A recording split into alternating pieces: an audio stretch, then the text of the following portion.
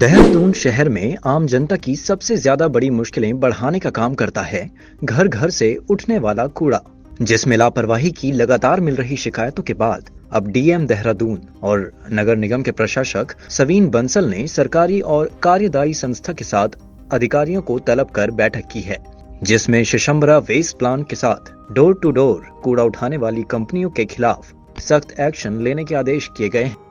वो एक्सरसाइज गतिमान है। पैमाना क्या होता है?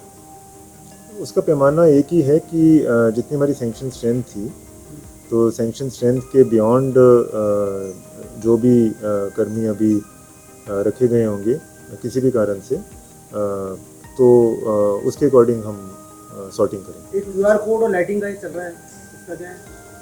पब्लिक कंप्लेंट्स को सुगम बनाने के लिए और जो हमारा पब्लिक कनेक्ट है कि उनकी ग्रीवेंसेस हम तक पहुंच सके सुगमता से, तो उसके लिए आज की एवॉल्व जो हमारी टेक्नोलॉजी है वो क्यूआर कोड है।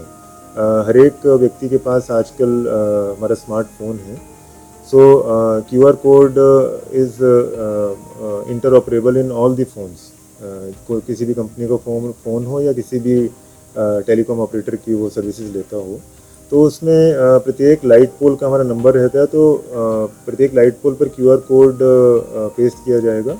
और इसके साथ ही जो हमारे गार्बेज पॉइंट्स हैं, जो आज की डेट में 80+ हैं, तो गार्बेज वल्नरेबल पॉइंट्स पर भी एक फ्लेक्सी बोर्ड लगाकर क्यूआर कोड को विजिबिलिटी प्रदान की जाएगी, जिससे ये हमारे संज्ञान में आ सके कि कौन से पॉइंट पे जो हमारा हीप है सॉलिड वेस्ट का, वो उठ नहीं पाया है कंसिडरेबल टाइम से।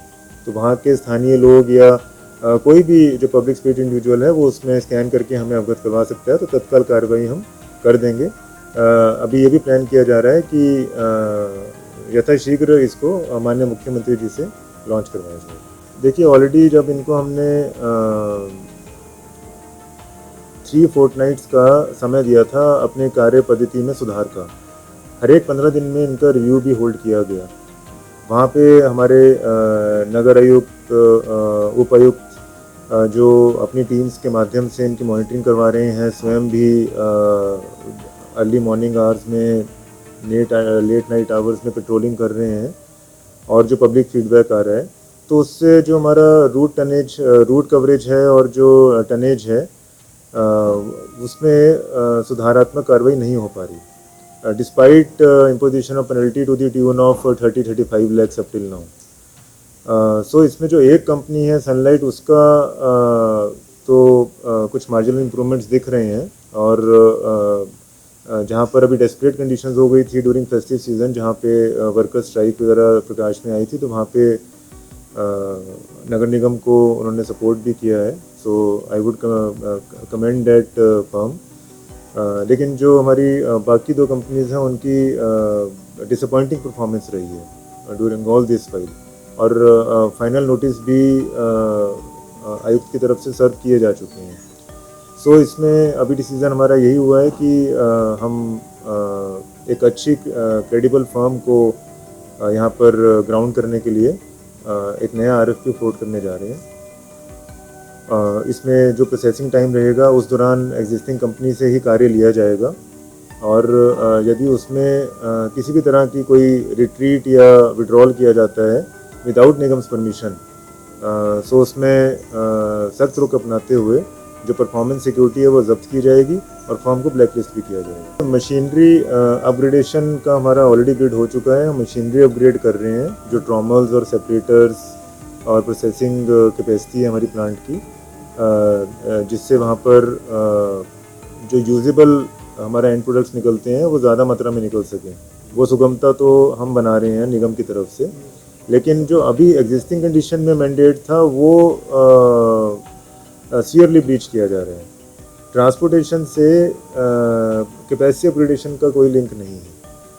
सो वो ट्रांसपोर्टेशन में डिफिशेंसीज हैं, इस वजह से लोकल्स के लिए बहुत ही एडवर्स कंडीशंस क्रिएट हो रही है। वहाँ पर व्यक्तिगत विजिट भी हुआ था हमारा, और वहाँ के जो स्थानीय लोग हैं उनसे निरंतर कंप्लेंट्स भी प्राप्त हो रही हैं। उनकी लिविंग कंडीशंस एडवर्स होती जा रही हैं। इसी के दृष्टिगत आज एक डिटेल्ड रिव्यू लिया गया है। जिसमें ये संज्ञान में आया है कि जो कार्यरत कंपनी है उसके द्वारा जो मैंडेटेड कॉन्ट्रैक्ट कंडीशंस हैं उनको फॉलो नहीं किया जा रहा है। जो आरडीएफ निकल रहा है वहाँ पे वो बहुत अतिरिक्त मात्रा में बिल्डअप होता जा रहा है। एडिशनली 1 मिलियन टन वहाँ पर in breach of the contract agreement excess है। उसका कारण ये है कि sufficient number of conveyance vehicles नहीं डिप्लॉय किए जा रहे हैं, sufficient number of man power deploy नहीं की जा रही है कि उसको वहाँ से फॉरवर्ड लिंकेज के रूप में आगे सीमेंट प्लांट्स में और पेपर मिल्स में ट्रांसपोर्ट किया जाए। सो नोटिसेस और वार्निंग्स तो पिछले 2 वर्षों से इनको दी जा रही थी पर कोई सुधार नहीं आ रहा था। तो आज 5% penalty of their performance security impose की गई है और this is the first phase, इसलिए एक रिलैक्स्ड नॉर्म के तहत की गई है। 1 महीने का इनको अतिरिक्त टाइम दिया जा रहा है। यदि इसमें भी कोई इम्प्रूवमेंट नहीं आई तो इवन हार्शर स्टेप्स भी लेने पड़ेंगे।